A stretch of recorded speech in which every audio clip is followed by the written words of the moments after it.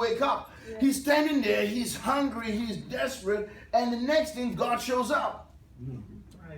He goes to open the Quran and it closes up on him. Why? Deep inside his desire, it's manifesting on the physical. And the next thing, he's sitting down there scratching himself and saying, what am I going to do? What am I going to do? And literally he says he sees a vision of a book, a black book, open up with red edges, and it's underlined with stuff in it, and he's going, what is this? He opens his eyes, he goes, I don't understand. Long story short, he delays what he's supposed to do because he's questioning his mind what is happening. Then something drops in his heart. My dad's name is Stephen. He says, go to Uncle Steve and he'll help you. And so he made the cry for the day, made the cry for the afternoon, made the cry out for the evening. And he told his dad, I can't do the cry for the next few days. I got to go and see Uncle Steve. And his dad says, sure, you're going to see Uncle. That's all right. 5 hours away he drives to go and see Uncle Steve. And guess what my dad is doing?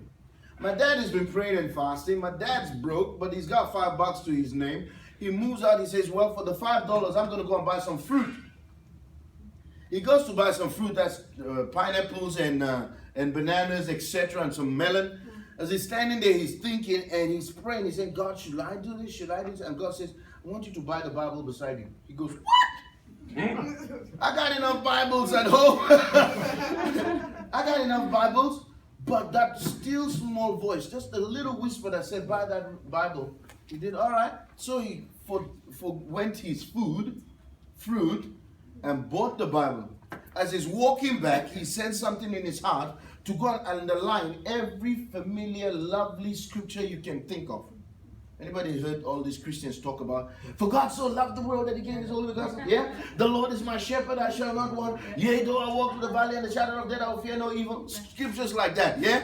When men shall come to you one way, they shall separate several ways. So my dad is underlining for 3 days. Scriptures upon scriptures, promises of God. You shall live, you shall not die. Yeah? Scriptures like that. You are the head and not the tail. He's just underlining them, highlighting them. Long story short, let me cut it short. This young boy shows up and the young boy says, Uncle Steve, I had a vision. And the Quran I was reading was not the real thing. So what's the real thing? Because I've been thinking about it and driving, etc. My dad says, son, you know what you're about to do is a life and death decision. My cousin said, yep. My dad says, well, I'm not going to pray for you right now. I want you to go upstairs. And he says, I will be back.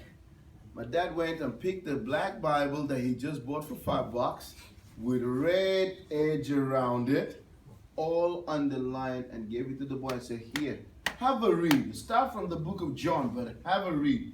And when it makes sense, come down.